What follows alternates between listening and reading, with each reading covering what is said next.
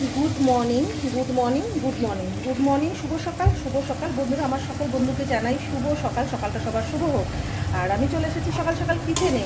এখানে হচ্ছে দেখো লোটে মাছের ঝাল, আর এখানে মাটন বয়েল করতে দিয়েছি। এর মধ্যে এখন একটু লঙ্কার গুঁড়ো, একটু নুন, একটু হলুদ দিয়ে এটা ঢাকা দিয়ে সিদ্ধ করে নেবো। আমার প্রেশার কুকার আছে, বাট ওটা ছোটো, এতে ধরবে না মাংসটা।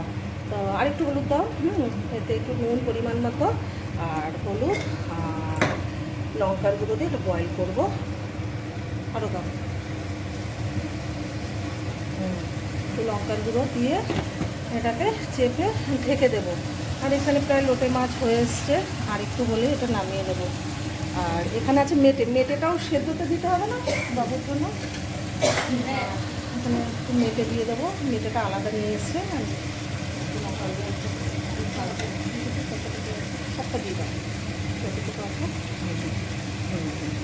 তো চলো এটাকে মেটে, কটা মেটে দিয়ে এটাকে একটু ঢেকে দেওয়া যাক। আর এদিকে লোটে মাছটা তেল ছেড়ে এসছে, দেখতেই পেয়েছো।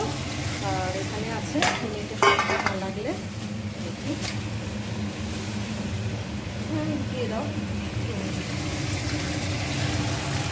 আর এখানে বাজারের হাট বসেছে, বাজারে বনু মাছটা কেটেই রান্না করলো।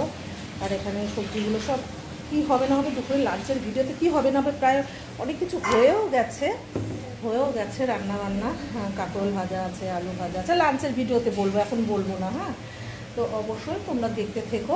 আশা করি আজকের ব্লগটা তোমাদের খুব ভালো লাগে, স্পেশালি ব্লগ। আর চলো, আমার ভীষণ গরম লাগছে আজকে, কী পরিমাণে যে গরম পড়েছে বন্ধুরা, তোমাদের কী করে বলি। তো চলো, এটা বলুন মাটনটা বয়েল করতে দিয়ে দিয়েছে, মেটেগুলো করে দিয়ে বয়েল করে নিই। আর এখানে লোটে মাছটা আবার নামিয়ে নেবো, উপরে একটু কাঁচা তেল দিয়ে। টক ডালের সাথে লোটে মাছের ঝাল ব্যাপক লাগে, কারা কারা পছন্দ করো কমেন্ট করে অবশ্যই জানিও।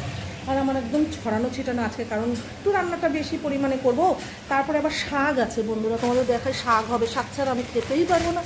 যতই মাটন আর মাছ আর যাই থাকুক, তার সাথে আমার শাকটা লাগবেই, শাকটা আমার মাস্ট।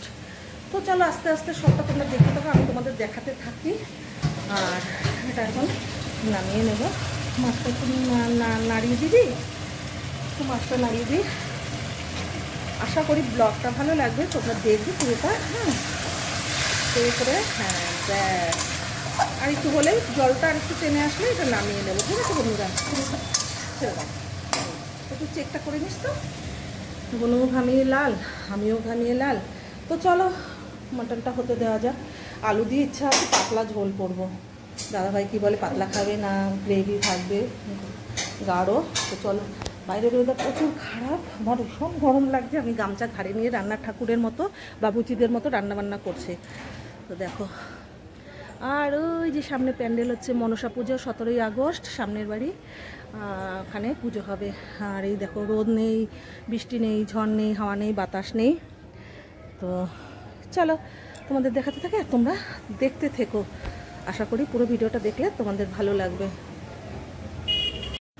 নুনটা পরে দিন, হ্যাঁ দিয়ে ভিডিও চালু। তো শাক ভাজা বসিয়ে দিয়েছি বন্ধুরা, এটা পেঁয়াজ দিয়ে কলমি শাক ভাজা। আর দুপুরে লাঞ্চের ভিডিওটা দেখো, আজকে লাঞ্চে আমার কী কী থাকবে মেনুতে। আর মাটনটা আর একটু সিদ্ধ হলে এটা নামিয়ে নেবো, এটা পাতলা ঝোল করবো আলু দিয়ে, এটা আর একটু বয়েল হবে।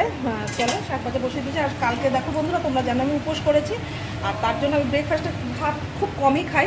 তো এখন একটু ভাত নিয়ে নিয়েছি। আর এদিকে বলুন মাংসের মশলাটা করে নিচ্ছে, আলু ছাড়িয়ে নিচ্ছে, মাংসতে আলু দেবে, আর এখানে মশলাটা কেটে নিচ্ছে। আর এখানে দেখো এই ব্রেকফাস্টে অল্প করে ভাত, থালাতে এরকম অনেক দেখাচ্ছে কিন্তু এখানে অল্প একটু ভাত নিয়ে নিয়েছি। আর একটু মাছ, লোটে মাছের ঝুড়া করেছে নিয়েছে। আর দুপুরে লাঞ্চের ভিডিওতে যা যা থাকবে সেগুলো তোমরা অবশ্যই দেখতে পাবে।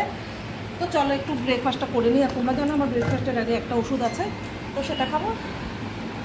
চলো আমি ভাতটা মেখে খেয়ে নিই। আর অবশ্যই তোমাদের দেখাবো, বনুও খাবে, একটু বাদে খাবে, ও উপোস করেছে।